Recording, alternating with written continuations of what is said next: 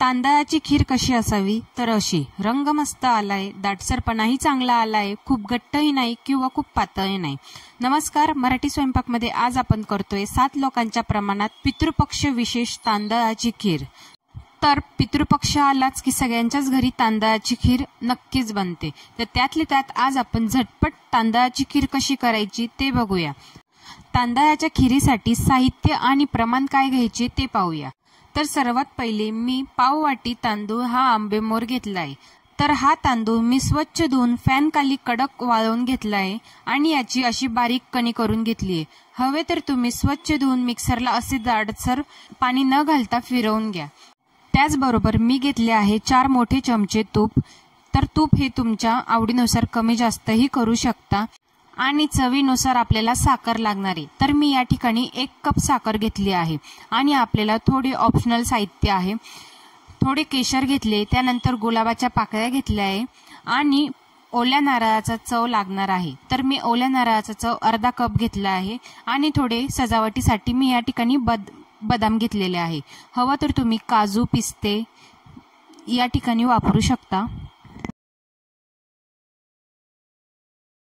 आता 1 लिटर दूध मी फुल क्रीम उकळवून घेतलेले आहे.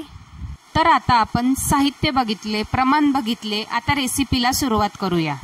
आता कढईमध्ये घेऊया तूप. 4 ते 5 चमचे तूप किंवा तुम्ही तुपाचे प्रमाण कमी जास्तही करू शकता. तूप गरम झाले की आता यामध्ये घालायचे तांदूळ. आता गॅस कमीच ठेवायचा आहे. तांदूळ 3 ते 4 मिनिटासाठी असे छान खरपूस भाजून घ्यायचे. आता सर्वात पहिले आपण जे खिरीसाठी तांदूळ वाटून घेतले, कारण खीर छान एकसंध होते आणि खिरीला छान असा दाटसरपणा येतो. आता खिरीसाठी तांदूळ हा सुवासिकच घ्यायचा, म्हणजे खिरीला सुद्धा छान असा सुगंध येतो. शक्यतो या खिरीसाठी आंबामोहर किंवा इंद्रायणी तांदूळ वापरला. नसेल नाही वापरला तरी चालेल, तुमच्या रोजच्या वापरातला वापरला तरी चालेल. तांदूळ आपण तुपामध्ये भाजून घेतोय, कारण खिरीमध्ये तांदळाचा उग्र वास येऊ नये म्हणून आपण भाजून घेतोय. तांदूळ छान भाजत असताना एकदम कमी आचेवर भाजायचे. तर तांदूळ आपण 3 ते 4 मिनिट मंद आचेवर भाजून घेतला आहे. तुम्ही तांदूळ जास्त घेतला असेल तर थोडा वेळ जास्त लागू शकतो. आणि हे बघा, तांदूळ मस्त भाजला गेला आहे. खूप जास्त डार्क करायचे नाही, अगदी हलका रंग बदलला पाहिजे आणि हलका सुगंधही आला पाहिजे.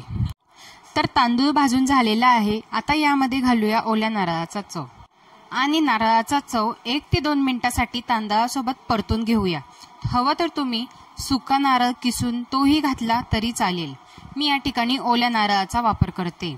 आता ओलं नारळ या तांदळासोबत छान परतून घ्यायचा आहे. आपल्याला याचा हलका सुगंध येईपर्यंत परतत राहायचे, जास्त डार्क रंगापर्यंत आपल्याला परतवायचे नाही. तुम्ही बघू शकता छान असे हलके फुलके झालेले हे मिश्रण. आता बऱ्याचदा कोणी तांदळाच्या खिरीमध्ये ओलं नारळ घालत नाही, पण एकदा घालून बघा, टेस्ट खूप छान येते. त्यामुळे मी ओल्या नारळाचाच उपयोग केलेला आहे.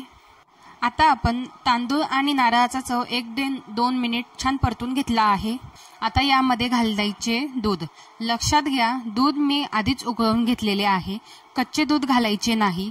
आणि खिरीला छान क्रीमीनेस यावा म्हणून मी हे दूध साई सकट घातलेले आहे. याला चांगले मिक्स करून घेऊ.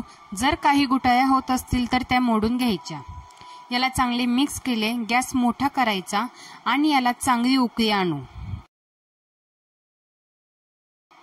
तर याला बघा, मस्त उकळी आलीये, छान असे खळखळ उकळते.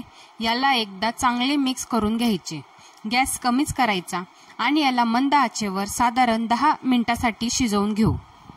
आता खीर शिजवत असताना एक काळजी घ्यायची, याला मध्ये मध्ये सारखे हलवत राहायचे.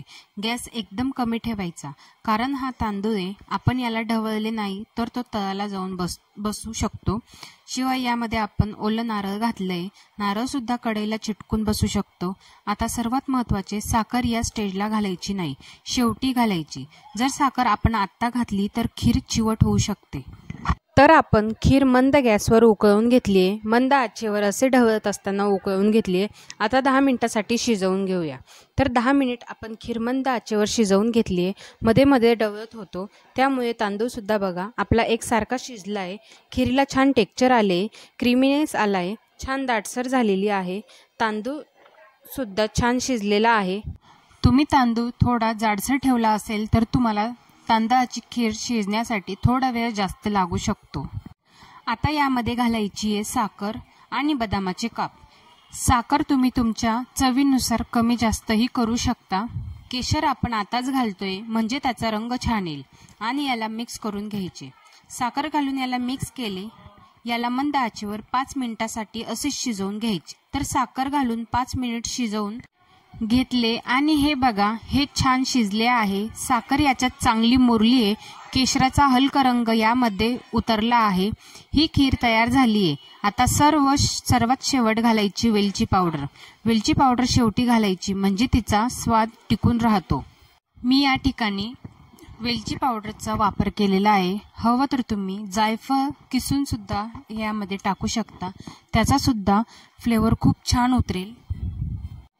चांगले मिक्स करायचे। आता ही खीर आपल्याला पातळ जरी वाटत असली तरी ही थोड्या वेळाने अशी घट्ट होईल, त्यामुळे आपण आधीच आपल्याला ही थोडी अशी पातळसर करायची आहे। तर अशा प्रकारे आज आपण छान अशी एकसंध दाटसर तांदळाची खीर कशी करायची ते बघितले।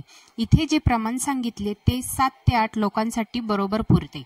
तर इथे मी सांगितलेला टिप आणि प्रमाण नक्की वापरा आणि परफेक्ट तांदळाची खीर एकदा नक्की करून बघा। मला कमेंटमध्ये सांगा। व्हिडिओ आवडला असेल तर लाईक करा आणि चॅनलला सबस्क्राईब करा। पुन्हा भेटूया अशाच एका नवीन व्हिडिओमध्ये। तोपर्यंत धन्यवाद।